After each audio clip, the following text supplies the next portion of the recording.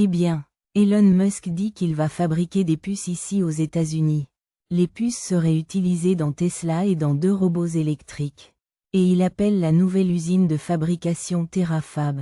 Alors rejoignez-moi maintenant. C'est Joe Brock. Il est rédacteur en chef du secteur aérospatial mondial chez Reuters. Merci beaucoup d'être avec nous. Que faites-vous au moment de cette annonce? Oui, je pense qu'il est important de regarder le cadrage. SpaceX a fusionné avec SpaceX le mois dernier et SpaceX se prépare à une introduction en bourse.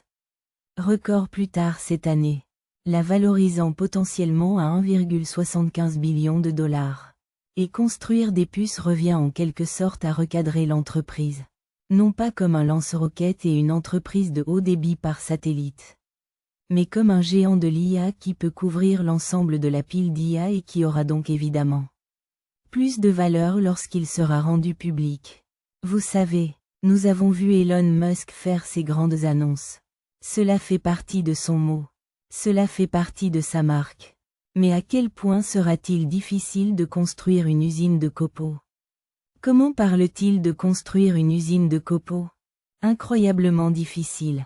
Je veux dire, c'est probablement l'un des plus grands défis technologiques. Nous avons vu Taïwan ouvrir la voie dans ce domaine. Mais de nombreuses entreprises, y compris des entreprises américaines et même chinoises aux poches extrêmement riches, ont été incapables de construire des semi-conducteurs dits à avancée haut de gamme. Il relève donc un défi de taille, en plus de toutes les autres choses qu'il a promises par l'intermédiaire de ces entreprises. Je suppose que cela dépend de votre croyance ou non au facteur Musk. Vous savez, il a bâti sa réputation sur quelqu'un qui peut réaliser l'impossible. Et je pense que Terafab s'inscrit fermement dans ce domaine. Vous savez, mais Musk, vous le savez, n'est pas le seul à construire des voitures autonomes et des robots humanoïdes.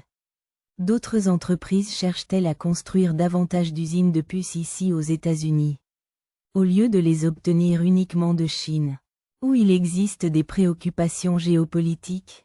Ouais, bien sûr. Je pense que le président Trump et les administrations précédentes ont clairement indiqué qu'ils ne voulaient pas s'appuyer sur une chaîne d'approvisionnement dominée par la Chine ou Taïwan, qui sont également vulnérables. C'est pourquoi plusieurs entreprises, dont la société taïwanaise, ainsi qu'Intel, Micron et Samsung, se sont engagées à construire des usines de puces ici aux États-Unis. Mais comme je l'ai déjà dit, c'est plus facile à dire qu'à faire. Il s'agit d'un défi technique extrêmement difficile.